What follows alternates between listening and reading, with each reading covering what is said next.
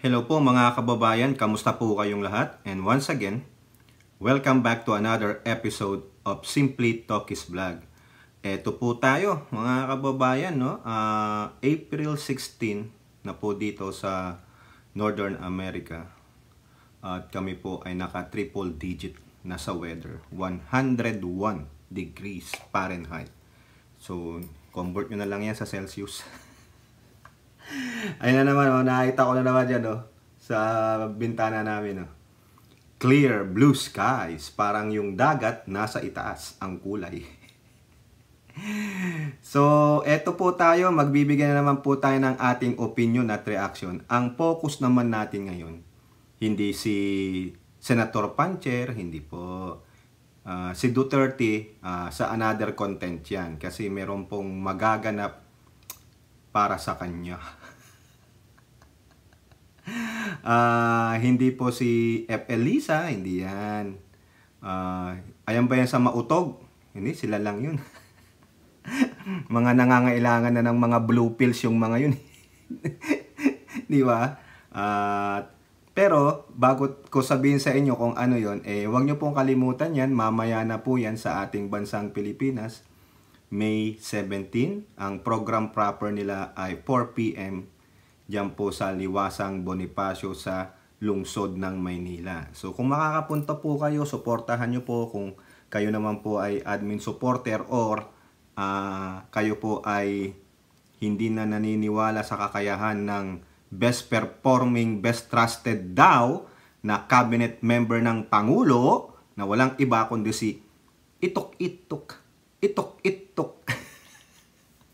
Tamilmil Sara Duterte, no? Okay? So ang pag-uusapan natin, it's all about the president. Yan. Pero may pasaring tayong isa diyan. Sino 'yon? Si Pretty Woman. Sino yung Pretty Woman? Ayan Ano ba yan? Spy ba siya ng China? Talaga bang Pilipinas siya? O hindi? Di ba? Kasi cloudy. No, kumbaga sa burak, hindi maliwanag ang kanyang pagkatao. Kailangan na natin yata si Harry Potter. Yung kinukuha ni Harry Potter, yung yung memory ng ilalagay niya sa tubig. Yun, makikita niya. Sana ganun ang mangyari kay Guo. O di kaya, no? Kuha tayo ng samang tatawas. Mamaya po yan. Pero bago tayo magpatuloy, tayo po ay magbibigay-pugay.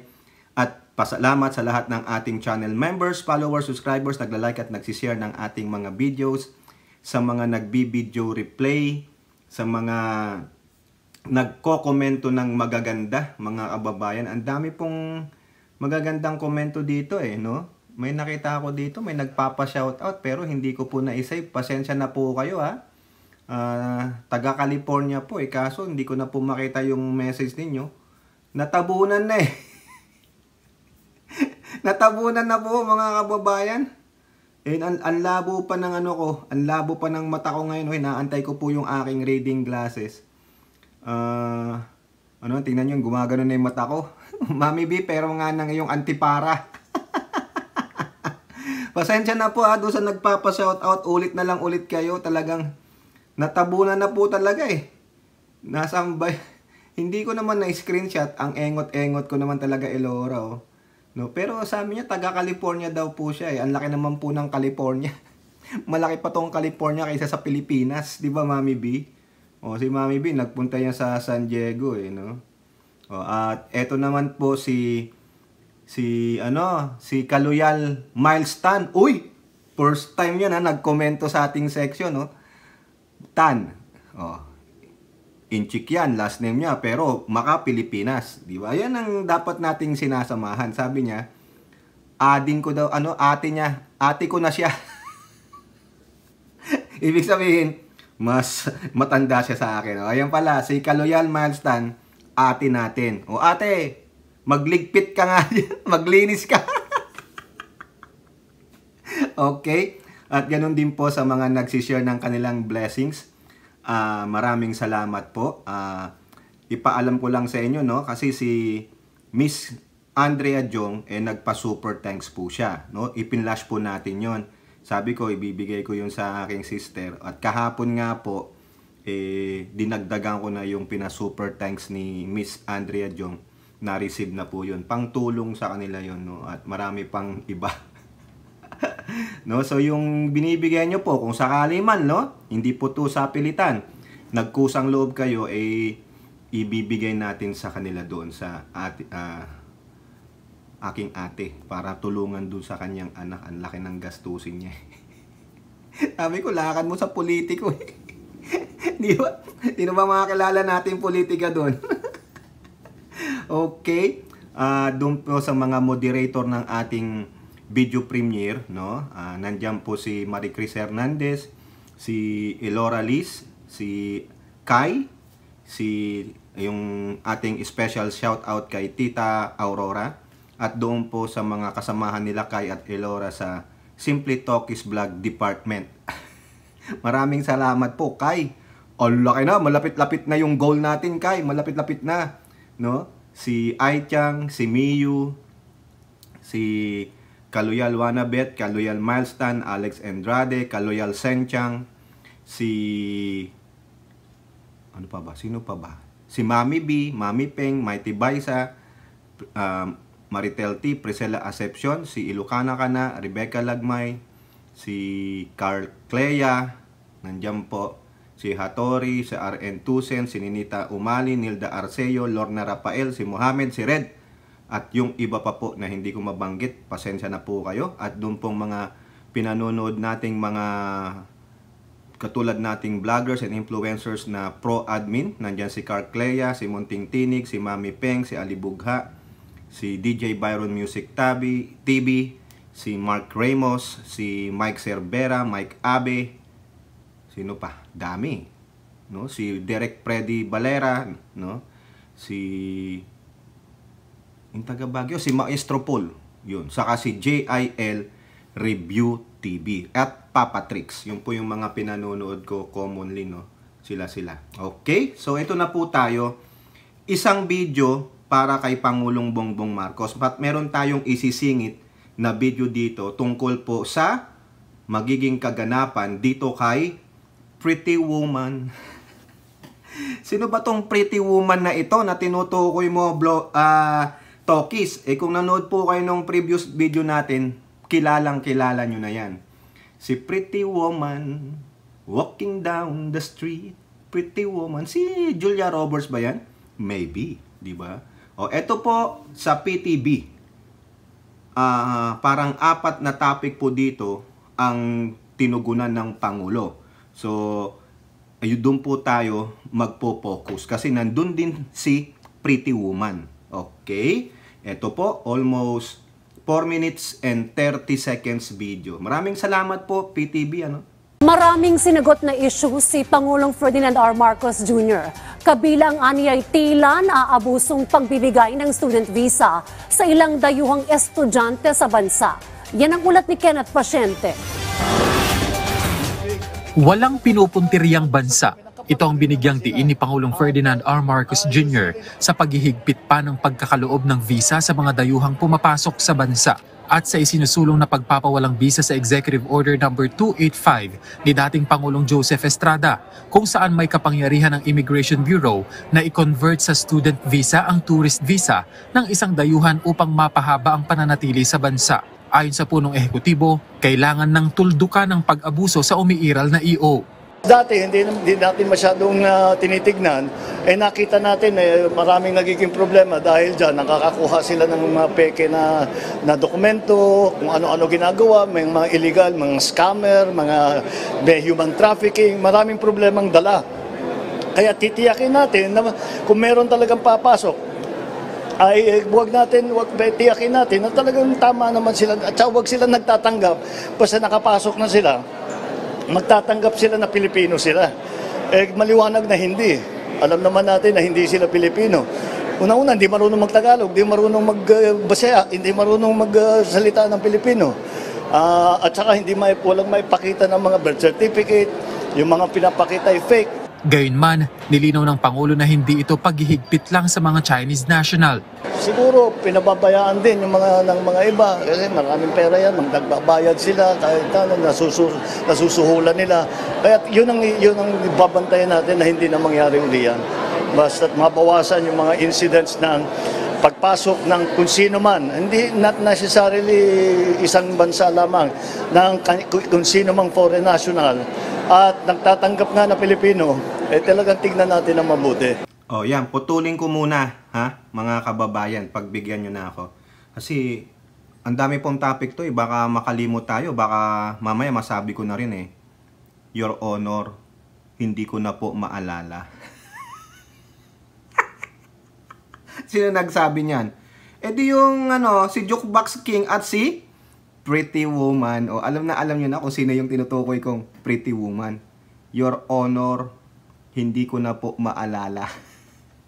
So, yung unang tinapik doon, diniscuss ng Pangulo, ay yung pagbibigay ng visa sa mga foreigner. Which is true naman yun. Kasi sabi ng DFA, I think na include ko na to sa isang vlog ko, maghihigpit sila ng visa. Pero commonly sa mga Chinese, meron nga po diyan umaangal na isang advocate, nagrereklamo siya kasi mukhang ang tinatamaan yung mga kababayan niyang inchik. Activist siya ang pangalan niya, last name niya si. Ito yan po. Putol muna tayo Sabihin ko lang sa inyo kung sino itong kinokontra niya yung paghihigpit ng pagbibigay ng visa sa mga Chinese. Lalong-lalo na po pinatigil yung e-visa para sa mga Chinese Kasi nga karamihan mostly naman ang gumagawa ng kabalbalan sa ating bansa, mostly po, hindi po lahat ay mga Chinese nationals. So sino yung tumatanggi diyan? Ayan ang Se. Pangalan na pangalan pa lang. Checkwa na. Why father tighten visa requirements for Chinese nationals? Ayun ang tanong niya. Civic leader Teresita Ang Se has questioned the further tightening of visa requirements for Chinese nationals with the DFA made amid the increasing number of fraudulent application it is receiving. So, anong gusto mo? Hindi maghigpit ang gobyerno namin? Di ba? Wala kang pakialam. Kung yan ang kagustuhan ng aming gobyerno, wala kang pakialam. Magdemanda ka, dalhin mo sa proper forum. Demanda mo sa Supreme Court. Bakit? Wala bang karapatan ang Department of Foreign Affairs na magkaroon ng mandato na pangalagaan ng seguridad ng bansa at ng mamayan laban sa mga foreign threats? Di ba? Tama, mali. So ba't ka nagngangaw-ngaw? Di ba? Dito, nakita mo naman, ang dahilan ng DFA, amid the increasing number of fraudulent application it is receiving. So, ibig sabihin, walang gagawin ng DFA para tugunan itong mga fraudulent, mga fraud na gawain ng mga kapwa mo inchik. DFU ka. Di ba? Yan lang, huwag na natin basahin yung laman pa ng column na ito. Tandaan nyo lang yung mukha niyan. Aktivistang inchik. Wala kang lugar sa bansa namin. Kung gusto mo, bumalik ka ng China dun sa mga ancestor mo. Wala akong pake kung anong sasabihin ninyong mga inchik na kinokontra pa yung gagawin ng aming gobyerno para maprotektahan ang bansa at ang kapwa Pilipino. Hindi ka ba nakakita? Bulag ka ba? Yung ginagawa sa Pogo? Ilang Pogo na ang ni-raid at nakita ang mga fraudulent, mga krimen na nagaganap sa Pogo na yan. Yung sa Banban, yung Banban Tarlac na yan, may Pogo sa tapat pa ng Municipal Hall. Tapos yung napanood ko po kay Mark Ramos, may mga tunnel. Meron pang menu, may menu na pwede kang bumili ng babae.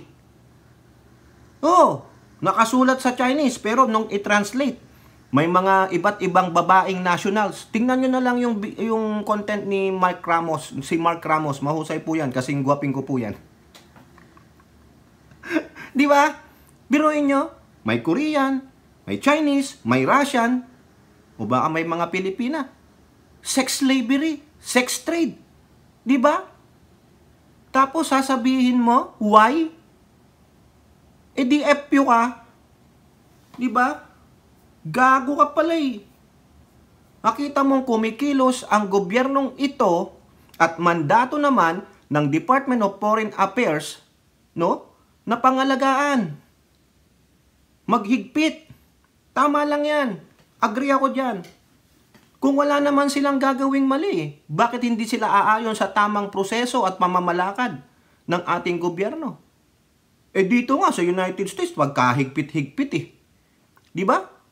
Kumuha ka na mag-apply ka ng tourist visa dyan, ang higpit-higpit eh. Oh, eh bakit tayo? Kinakailangan din natin maghigpit para sa ating kapakanan. Nagiging haven of criminals ang ating bansa. Tapos, ito, Pilipino ba yan? Palayasin nyo yan sa bansa natin? Visit? Di ba? So what? Ano ang sabi ng Pangulo? Oh, ito ha. Oh, basahin lang natin sa Manila Bulletin. Oh, let me explain. Walang stricter rules kahit sa kanino. Pare-pareho lang ang rules sa lahat ng ating mga kaibigan na nanggagaling. Ang problema lang dahil maliwanag na maliwanag at lumalabas ang mga report na mayroon ng aabuso. Kaya babantayan natin. Oh, so, what we will do is to do more strictly enforce. Oh yeah, strictly enforce yung nasasaad sa batas. Di ba? Anong gusto nyo? We are the land of lawless. We are a country of lawlessness. We are a country where criminals are freely roaming around our streets, our country. Okay lang yon? Na yung mismong mga nationals ng ating bansa ay siya pa ang slave ng mga foreigner. Hinahayaan lang natin na nakatiwangwang, nakikita natin ang kriminalidad pero wala tayong ginagawa. Di ba? O ngayon, sa palagay ko po, utos ng presidente yan. Enforce the law. Strictly enforce the law. Whereas dati hindi naman masyadong tinitignan. Nakita natin maraming nagiging problema dahil diyan nakakakuha sila ng mga peke na dokumento. Kung ano-ano ginagawa, may mga illegal, mga scammer, mga may human trafficking. Maraming problemang dala. Tama. Kita nyo? Sabi nga ng Pangulo, pupunta dito, hindi nga marunong magtagalog. Sasabihin ganito, hindi marunong magtagalog, hindi marunong magbisaya, o whatever. Peke pa yung mga dokumento. O, anong gusto mo, Angse? Ha? Anong gusto mo? Hindi i-enforce ang batas? Eh kung ganun, bumalik ka na lang sa China, yung ancestor mo. Di ba? Huwag mo kaming gaguhin. It's about time. Kasi itong bugok na ito ang nag-enable sa kagaguhan ng mga Tsekwa, mga kababayan, no? Nakakaurat. Tapos may mga nagsasabing, Pilipino kami. Tingnan nyo yan. At the same time, mga kababayan, bakit rampant yun? Kasi may mga kapwa Pilipino tayo, no? Whether pure-blooded Pinoy or half-half Pinoy na inchik na nagko-connivance para gawin yung kriminalidad. May mga opisyal ng gobyerno na connivance nila. Bakit? Ito, pera. Dahil sa laki ng perang natatanggap nila, okay lang. They will turn a blind eye to this whatever na krimen ang ginagawa nila. Sino naapektuhan? E di yung mayoryang Pilipino. Di ba? Sila hindi. Happy-happy sila. Laki na ko nilang pera eh. O, nakakapag-tour sila. Nakakalabas sila sa ibang bansa. Mga anak nila nag-aaral sa ibang bansa. O, lalaki bahay nila. Di ba? May mga kotse. Pero tingnan mo kung ano lang ang salary grade niyan. Di ba? Di ba kayo magdududa? Hindi po masamang maging paranoid ngayon. Sa panahon ngayon sa ating bansa. Di ba? O, tuloy natin, mga kababayan. Dito tayo sa isang issue. O, ito ha? Sa kontrobersiya namang kinasasangkutan ngayon ni Bamban Tarlac Mayor Alice Gu, sang-ayon ng Pangulo sa mabusising investigasyon sa alkalde. Palaisipan pa rin kasi kung paanong nakapasok sa politika si Gu, gayong questionable ang mga dokumento ng kanyang citizenship. kilala ko lahat ng mga tiga-Tarlac na politiko eh. Walang may kilala sa kanya. Kaya nagtataka kami kung saan nanggaling ito, bakit ganito ito, hindi namin malaman. Kaya kailangan talagang imbestigahan. So kasabay sa Bureau of Immigration, pati siguro may mag-question na ng kanyang citizenship, yun, lahat iimbestigahan natin yun. Kasama ang investigasyon ng mga hearing na ginagawa ng Senado. O ayan, mga kababayan. Naano niya rin ang mayor ng Banban. Si Mayor Alex tuloy. Alex ako ng Alex. Alice Guo, si Pretty Woman. O may mga vlog tayo diyan, 'di ba? No, Your Honor, hindi ko na po maalala. Ang dami niyang hindi maalala. No? Kaya tuloy nakakapag-isip tayo at nagdududa tayo sa kanyang pagkatao. Biruin mo, na-register daw siya. 17 years old na yung kanyang kapanganakan. Ganon? Ano ginawa ng magulang mo? Malamang naman siguro, hindi ganon talaga totally kahirap ang pamilya mo. Kasi sabi nila, may negosyo kayo. Di ba? Ang tindi mo, ineng. Ito pa magandang tanong ni Hontiveros nung last session nila. Tinanong ni Hontiveros, nung nag-graduate po ba kayo ng high school? May diploma po ba kayo? Ang layo ng sagot niya, hindi po, tuloy-tuloy po ako eh. Tingnan nyo doon sa Facebook page ni Senator Risa Hontiveros na andoon yun. Nasa loob ng 5 minutes video. Kung ano lang yung pakikinggan nyo, maigi, yung mako-concentrate nyo yon, hindi kayo maaabala, no? Talagang nakapokus kayo. Tinanong siya eh, meron po ba kayong diploma nung high school? Your Honor, tuloy-tuloy po ako nag-aral eh. May college degree ka ba? Your Honor, tuloy-tuloy po ako nag-aral. May master's degree ka ba? Your Honor, tuloy-tuloy po ako nag-aral. Nag-PhD ka ba? Your Honor, tuloy-tuloy po ako nag-aral. Di ba? Alam nyo, yun ang masakit na katotohanan eh, sa mga tinatanong. Parang, ang dapat isagot lang, yes or no. O, sasabihin eh, ikaw ba ay member ng ganitong XYZ group? Ang kailangan sagot lang, yes or no. Sasabihin, Your Honor, ganito, Your Honor. Hindi nyo napansin yan. Karamihan sa mga nag-hearing, no, in aid of legislation sa Senado or sa lower house, ang dami pang palusot eh. Tatanong lang, yes or no, answerable by yes or no. Walang maybe. And it did not say you have to elaborate. No. No, hindi marunong sumagot. Ganon yata tayo. Mga Pinoy. Ako para daw akong telegrama eh. Alam niyo yung telegrama? Sa telepono, hindi ako makatagal eh. Nang yung pag may kausap ako, except pag makipagchismisan ako. Tulad ng kay Mami Peng, kay Mami B, kila Elora, kay Hattori, pag makipagmaritesan ako. Pero yung okay, bye. Para po akong telegrama, ganun. No, hate na hate ko yung ganun. Kaya bumili na lang ako ng AirPods eh.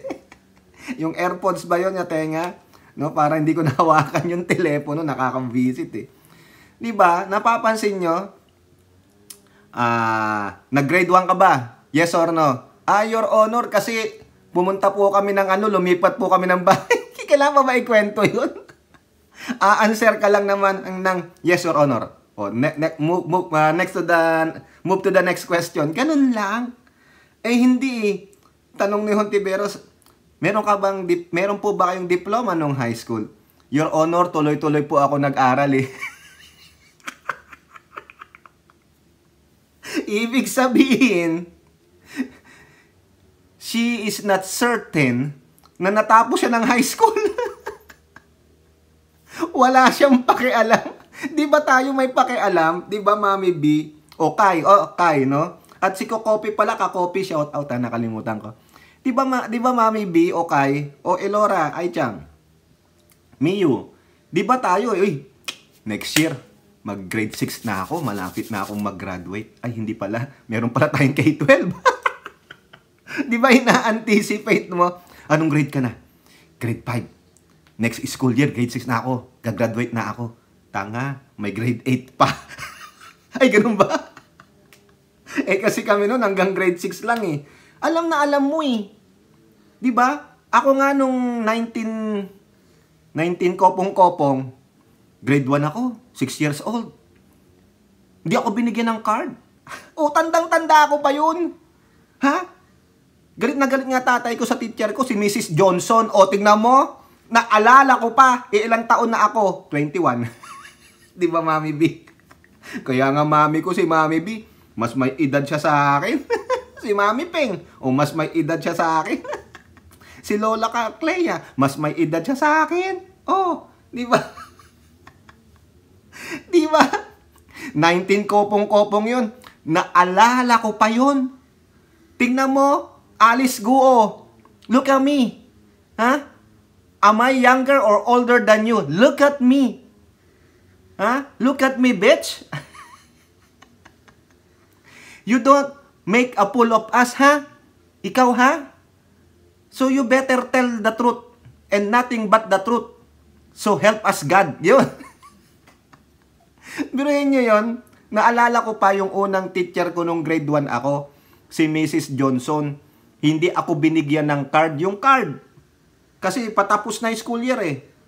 Nag-aalala yung nanay ko. Ba't di pa ako umuwi? Nagantay ako. Bata ako eh. Sabi ko, asan yung card ko? Ngayon, tatay ko, nagalit na. Pumunta sa school. Kinausap si Mrs. Johnson. Sabi niya, pareho silang Pangasinesi. Nag-ano sila sa lingwa, sa dialekto nila. Nalaman, narinig-rinig ko na lang, kulang po sa edad yung anak ninyo. Hindi po siya umabot ng 7 years old nung umentra siya sa eskwela. Kaya saling pusa lang ako. Saling pusa lang ako. Kung baga maaga akong pumasok ng grade 1. Ay, galit na galit yung tatay ko sa teacher ko, kay Mrs. Johnson. Sa galit ng tatay ko. Ito, alam na alam ni Mike Cervera to. Sabi nung tatay ko, baoninam. Minura nung tatay ko yung teacher. Sabay sabi sa akin, tara, uwi na tayo. Wala akong grade. Saling pusa pala ako. Mayor Alice Guo. Ha?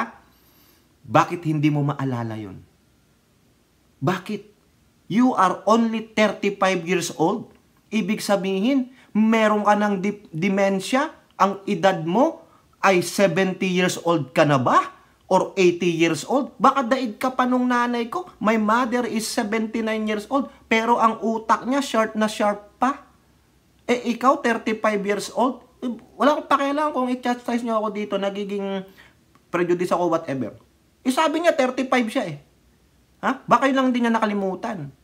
Tanungin mo siya, kailan ka unang niregla? Your Honor, di ko na po maalala. Majority of the women, alam nila yan.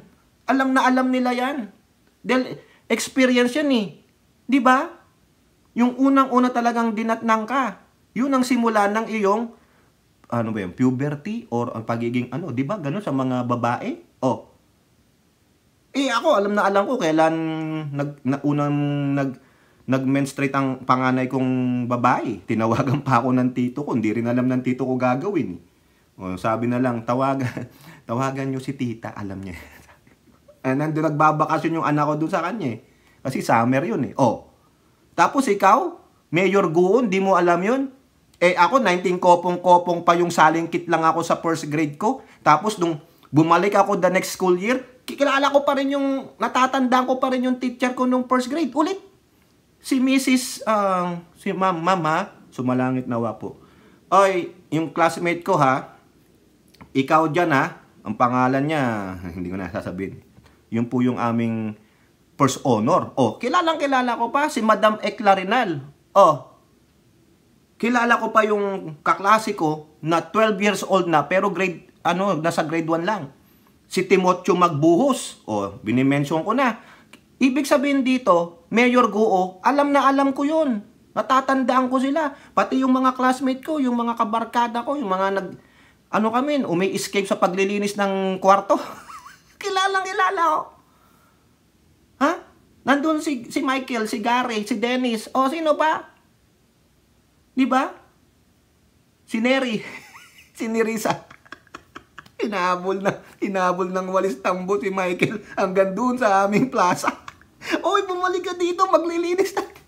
Di ba? Nakuha mo yung point ko, Mayor Alice Guo.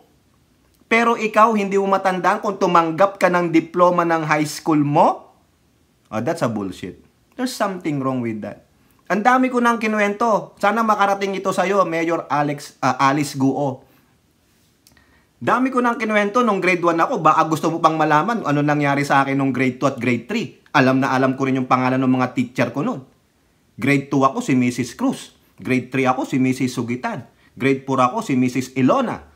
Tingnan mo yan, that was how many decades ago, alam na alam ko pa rin yun. Ikaw, you are only on your middle 30s, but you cannot remember most of the questions that are easy to answer.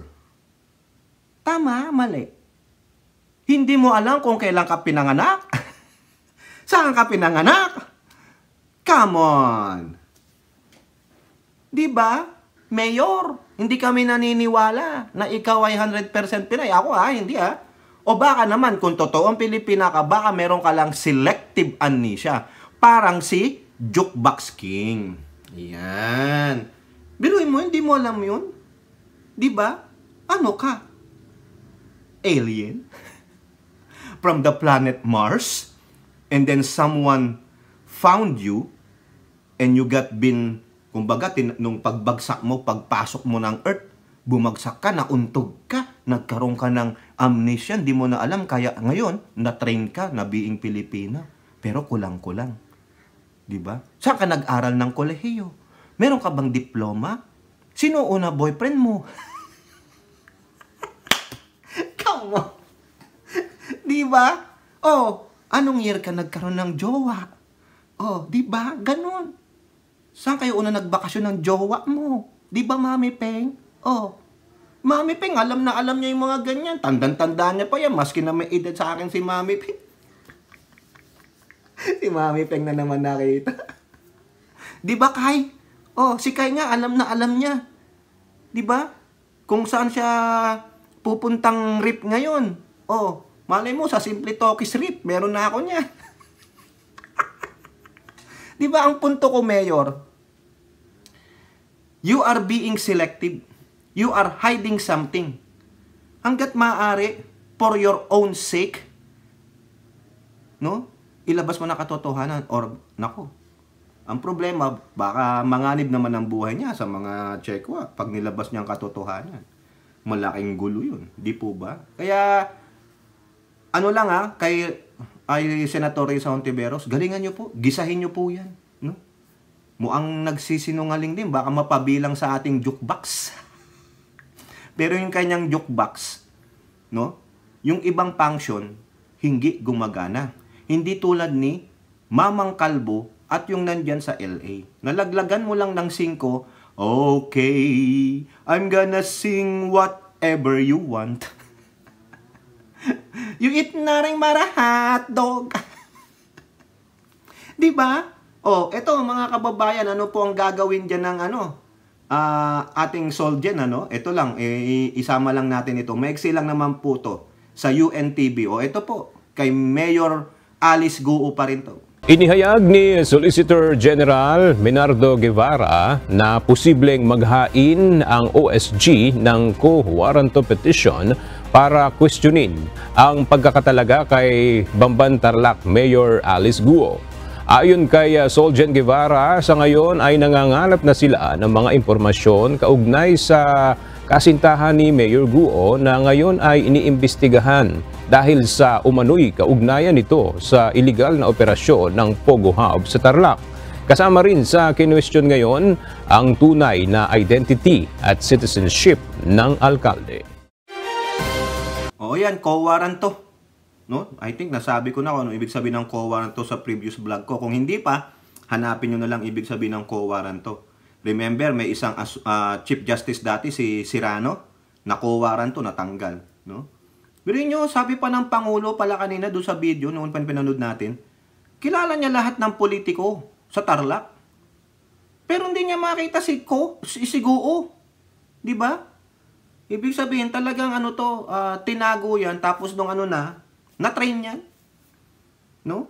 Nung panahon ni Digong, na-train yan. Lalong-lalo na nung pandemic, ganyan. Oh. Sorry naman po Mayor Guo. Pero kung ako sa'yo, sige na, sabihin mo ng totoo, Ining. Sige na, Ining. Ha? Okay? So, antabayanan natin yan. Maganda ito. Mas maganda pa ito kaysa kay Senate hearing ni The Puncher. Yung po, walang patutunguhan eh. Sana naman, no? Mali ako na hindi ka Chinese spy. No? Pero kung totoong Chinese spy ka, dapat kang kutsain. No?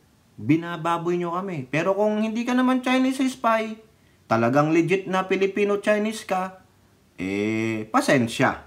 Di po ba? Pero ngayon, there is a dark cloud sa iyo. Kasi, ano ka ba talaga? Hirap magtiwala minsan sa pretty woman. Ano ba pinagkaiba ng pretty sa beautiful? Sige nga, kayo nga dyan. What is the difference between beautiful and pretty? Okay? So, kasi magkaiba di ba? Pretty and beautiful. Beautiful. Ito naman. Sa next topic naman ng Pangulo. The same video pa rin to sa PTV. Chinachap-chap lang natin. Inaano lang natin. Okay? Ito po. Sa tanong kung kailangan na bang i-abolish ang National Task Force to End Local Communist Armed Conflict o NTF-ELCAC, ipinundo ng Pangulo na wala siyang nakikitang dahilan para buwagin ito. Lalo't malaki ang naitulong nito sa pagbabalik loob sa pamahalaan ng mga dating komunista, kung kaya't humina ang internal security threats. No, hindi namin i-abolish ang NTF-ELCAC. Tatapusin namin kasi mayroon pa yata iilan na barangay na hindi pa natapos. May ilan pa na mga returnees na hindi pa nabigyan ng tulong. Kaya nakakuha ako ng report kanina. Tatapusin namin lahat yan. Bago natin pag-isipan na yung NTF-CAC, tanggalin na natin yung NTF pagka hindi na kailangan. Sa ngayon, kailangan pa rin. So yan po, mga kababayan. Kasi meron dyan UN Rapporteur, no? Nung pumunta dyan yung si UN Rapporteur, yung babae, sabi niya hanggat maaari, pwede nang tanggalin niyang NTF-ELCAC at mga ilang mga propagandist, merong mga ilang activist o grupo na gustong i-abolish ang NTF-ELCAC. No? Anong karapatan ninyo? Uulitin ko ulit. Tulad nung sinabi ko nung una, yung sa DFA, strict implementation of our laws regarding the issuance of visa and our immigration. The Bureau of Immigration is siding with the decision of our Department of Foreign Affairs. Oy ba to? Ayun English. Di ba? May umaangal na Chinese. Bakit daw? Who the F are you? Now, dito sa mga grupong gustong matanggal itong NTF-ELCAC, dahil Duterte yan, ako po, hindi ko na po tinitignan kung sinong bumuo niyan.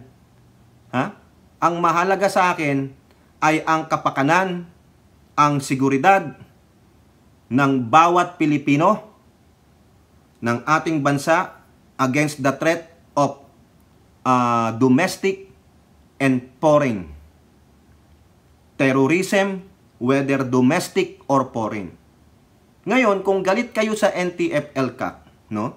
Dahil yan ay ginawa ng Duterte administration. What the fuck I care? Kung yun ang tingin ninyo, yun ang tingin ninyo. Okay? Pero, bago sana kayo mag-disagree at gusto nyong paalisin ng NTF-ELCAC, is set aside your bias. Set aside nyo yung bias ninyo. Basahin nyo ano ang main goal ng NTF-ELCAC. Ako nabasa ko po At gusto ko. No? gusto ko na maibalik, unang-una ang ating mga local insurgents sa ating lipunan. They will be with their families. They will become a productive citizen of our country. No? Para naman, wala na. We will have peace. Kung meron mang sigalot, hindi dadaanin sa armas. Also, NTF-ELCAC, ika nga nila, no? Marami po ng mga barangay sa mga na-infiltrate ng mga local terrorists at insurgents ang nangangailangan ng tulong. Now, kung yung mga aktivista, no? Kung karapatan naman nila yan. Ngayon, magbigay kayo ng datos na itong NTF-ELCAC ay masama para sa ating bayan. Magpakita kayo ng mga proof na itong mga nagsasagawa ng NTF-ELCAC, yung mga nandyan, no? Kasi alam ko, mga mostly kasundaluhan yan, no? Gumawa na ng kalunos-lunos, inabuso ang mandato ng NTF-ELCAC, then, file a case. Pero sa akin magalit kayo kung magalit kayo. Sasabihin nyo, hindi, mga Duterte naman dati yan si Tokis Oo, sasabi ko sa inyo, sinuportahan natin ng Duterte admin because yun ang sabi ni Duterte, gagawin niya to. Pero ngayon, lumabas ang katotohanan. Di ba? At bago nyo ako i-criticize, no? Kayo, ano kayo? Di ba? Ano na itulong ninyo sa bansa din? Sinong sinuportahan ninyo? Sinong pinangalandakan ninyong suportahan ninyo? Bakit? Masama bang magising ka ngayon sa katotohanan? Ay, buti nga ako nagigising yung iba, hindi. Di ba? Ano namang karapatan nyo para i-chastise ako? Di ba? Karapatan ko rin naman mag-voice out. Ba't kayo ba ay perfecto? Di ba? Ayan sabi ng Pangulo, chastise nyo ako dapat i-chastise nyo rin ng Pangulo. Bakit? Ayaw niyang i-abolish Bakit ako lang i-chastise ninyo? Kung gusto ko pa rin ng NTF-ELCAC, bakit hindi nyo i-chastise ang Pangulo? Bakit hindi nyo murahin ang Pangulong Marcos? Di ba? Sabi niya, hindi pa natin i-abolish kasi marami pa ang hindi nakaka-avail ng mga insurgents. Marami pang dapat ayusin. Ano ang sabi niya? Maaari lang nating tanggalin pag alam na natin wala na. Di ba? The question is, until when? It's up to them. Pero hanggat sinusuportahan ng Pangulong Bongbong Marcos, bakit hindi ko susuportahan? Di ba? Hindi. DDS shit kay Tokis dati. So what?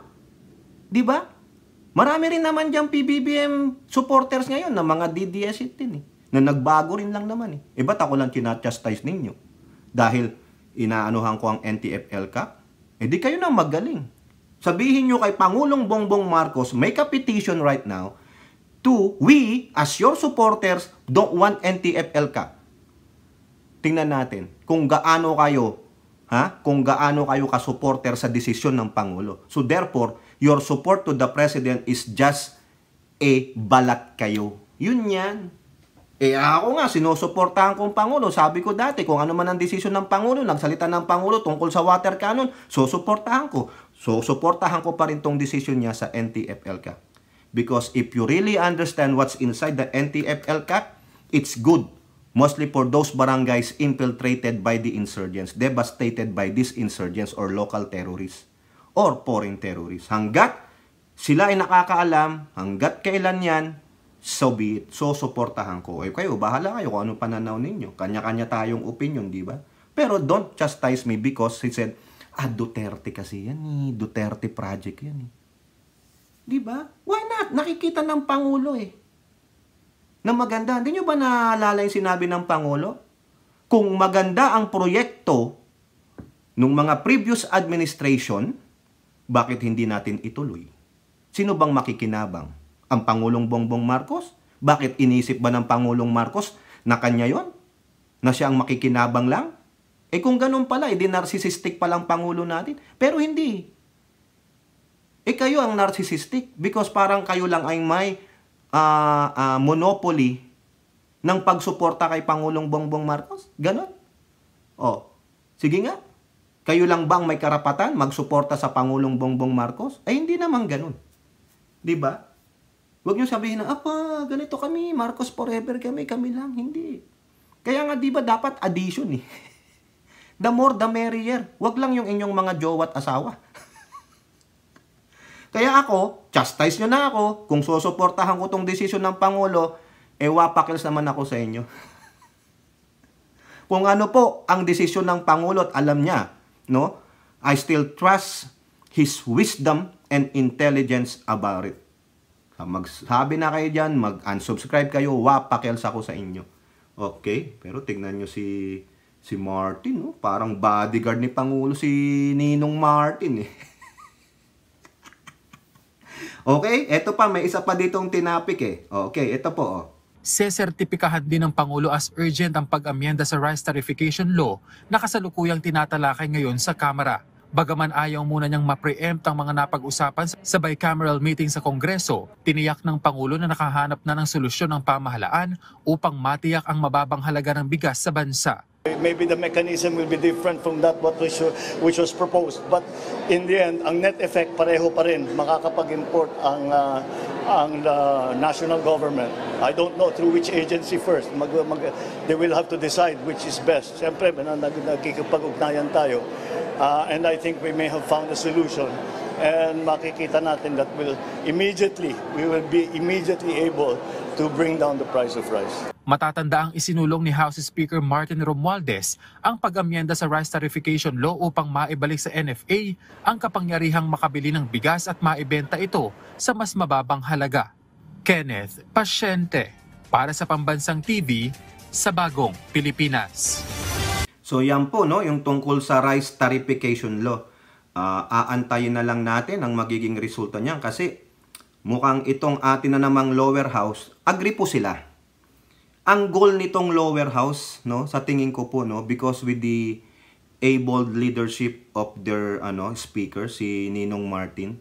Marami pong galit kay Ninong Martin eh, no? Kasi sabi nila namumuliti ka, ganito. Well, sa akin it's part of politics. No? As long as the end is it's for the benefit of the Filipino people. Tayo naman. Nakikita nyo naman, di ba, evident, the lower house, hindi ko po masabing Congress kasi pag sinabi natin Congress, it consists of two houses. Ang nakikita natin, the lower house or the House of Representatives are so united, probably minuscule of them, minuscule of them are not siding to the other programs of this speaker. But that is so minuscule. Pag sinabi nyong minuscule, napakaliit. No? Siguro, yung mga tulad nila Lagman, sila yung kasama niyang mga coalition ng mga Makabayan Black. Pero yung iba dyan, sila Makabayan Black, sila Lagman, minsan pag magandang sumasali sila eh. So that's why I told you, it's so minuscule. So the majority wins. O tignan ninyo,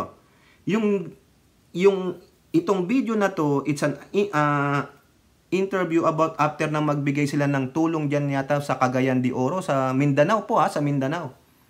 No? Ilang mga members ng House of Representatives ang nandyan. Kung nakikita niyo na sa likod ng mga tao ni Presidente, kita ko nga si Garin, nakita ko si Pimentel. 50 mahigit silang mga congressmen, probably the representatives from Mindanao, nandyan sila. Si Ace Barbers, nakita ko eh. On the background lang siya eh. Kasi naman itong Sinong Martin, katangkad-tangkad, din nasa harapan pa eh. Akala mo, bodyguard eh.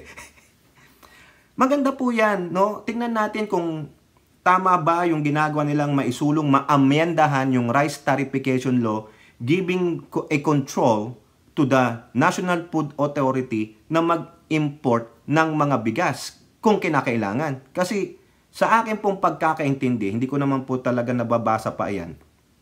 Itong RTL, tinanggalan po ng power ang NFA to import a rice and also to sell NFA rice. Itama nyo lang ako kung mali ako, no? Ngayon, sabi ng Pangulo, hindi mangyari kasi kinokontrol ng mga kartel dyan sa DA ang pag-i-import at ang pagbagsak ng presyo ng pagtaas ng presyo ng bigas. So dito, sinasabi po, may nabasa po akong article, sinasabi ng ating butihing speaker na si Nong Martin, na with this, maaring bumaba ang presyo ng bigas sa 30 pesos. Ha? Hopefully, ma-achieve na yung, yung aspiration at 20 pesos. At alam nyo ba, sinong former DA Secretary ni Digong noon na umalis dahil hindi niya makayanan yung polisiya ni Digong sa agrikultura? Si former Secretary ng Department of Agriculture, Manny Piñol. May mga napanood po akong video niya, statement niya na he is so glad that our President Bongbong Marcos is open to amending the rice tariffication law because it restricts the government to control the importation. Di ba? Kaya sabi niya, ang ganda, agree po ako, sabi niya, doon sa gustong mangyari ng ating Pangulo. Kinokomment niya. Oh, kaya kudos po. Tikita mo yun kasi si Manny Piñol, meron po ako, follower po niya ako sa Facebook. Ang ganda ng mga niya. Kung pipwede nga lang, siya na sanang kinuwang DA. Kaso siguro, it's good for him to be private na lang. No, matalino yan No? Kita nyo yan? Oh, bycam yun Sabi niya, bicameral. Meaning, nag-usap na ang Kongreso, bicameral. They have to propose something. Kasama dyan si Cynthia Villar kasi siya ang author ng RTL, yung Rice Tariffication Law. Oh, diba? Sana matapos yan and then it will benefit yung ating sambayan ng Pilipino. No? Actually, nakabasa pa ako ng balita o nakapanood ako na sa isang Kadiwa store, nagbebenta na sila ng 20 pesos per kilo ng bigas. Sa Kadiwa yon. Pero maganda sana, hindi lang sa Kadiwa, nationwide na. Pero darating tayo dyan, slowly. Kasi, alam niyo naman ang Senado natin hindi natin alam kung anong priority talaga Tingnan mo si Bato. Oh, ano pa? Actually, nagkakaroon na ng hearing dyan sa DA Yang sa chairmanship ni Senator Cynthia Villar. Na lang ako, nauumay ako dun kasi parang ayaw niya pa rin. Parang masakit sa loob niya. It's a pride thing na, bakit niyo amendahan yung batas na ginawa ko? Maganda naman yun. But you have to be, it's a law can be amended. It can be revised. Or totally abolish it and create a new law. Di ba? Huwag kang masaktan. Even though na, mararatify yan or maa-amend. But if that needs to be amended, so be it. Nakikita nilang may pagkukulang. Huwag kang masaktan. Nag-benefit ka naman dati because you become popular. Di ba? Ganun lang yan. So, antayin natin ito, mga kababayan, no? I like it very much. Ito pa. Wala akong nakitang video, mga kababayan, pagpasensyahan nyo na. Gusto nyo, hanapin natin, Hahanap tayo sa PTV or sa UNTV para hindi na ako mag-ano ng article. Pero nakabulat-lat na po yung article dito, pero mas maganda kung sa na lang, para maiksi. Ang kulit no? Ito po, sa UNTV na lang pala, UNTV. Ito, ang title po, pipigilan ang destabilization plot. Ayan, mga kababayan. Sandali lang kasi dito may Nangako si Pangulong Ferdinand Marcos Jr. na pipigilan ang anumang destabilization plot laban sa pamahalaan. Sa kanyang talk to the troops sa Camp Edelberto Evangelista sa Cagayan de Oro City, sinabi ng Pangulo na hindi siya papayag na ma-destabilize ang gobyerno at lumikha ng pagkakabahagi sa bansa. Hinimok ng Commander-in-Chief ang mga sundalo ng 4th Infantry Division na patuloy na ipakita ang katapatan, pagiging makabayan at serbisyo sa mamamayan. Nagbabala rin si Pangulong Marcos sa mga kalaban ng bansa na nagtatago sa anino na umaatake sa mga komunidad at institusyon na pinoprotektahan ng gobyerno.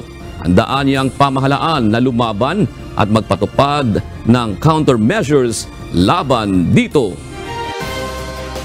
Yan po. Napakaiksi pala nun. Wala pang 1 minute. Kayo naman. No? Ayun lang po. Yung destabilization. Anong sabi ng Pangulo? I won't allow it. Kaya kayo, na yung may mga grupo dyan, Kayo, yan.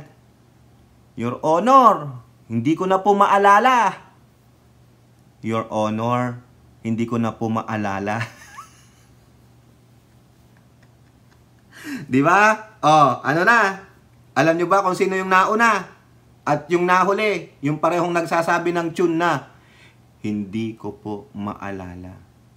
Kayong dalawa na nagsasabi niyan na hindi nyo maalala, pumunta kayo kay Miss Charo Santos. Ha? Respeto po kay Madam Charo Santos. Pumunta kayo sa programa niyang Maalaala Mo Kaya. Doon matitrain kayo para maalala nyo yung dapat nyong maalala. Di ba?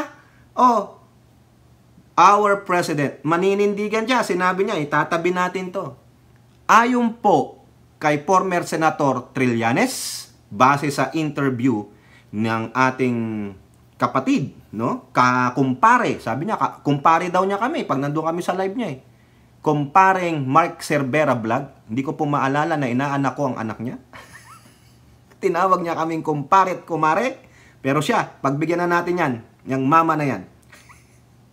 Nagpaalam na po kay Sir Mike, no, na kung pwede magamit ko yung kanyang video interview kay Senator Trillanes. Sabi niya, go ahead, punk.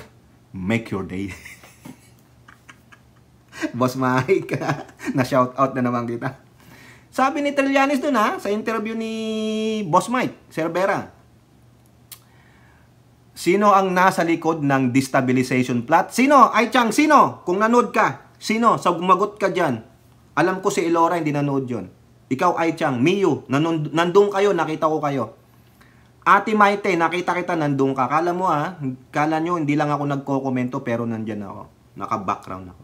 Kayong tatlo, nakita ko doon. Hindi ko nga nakita si Malditang Lola, nakita ko rin doon. Hindi ko nakita si Ate Rebecca.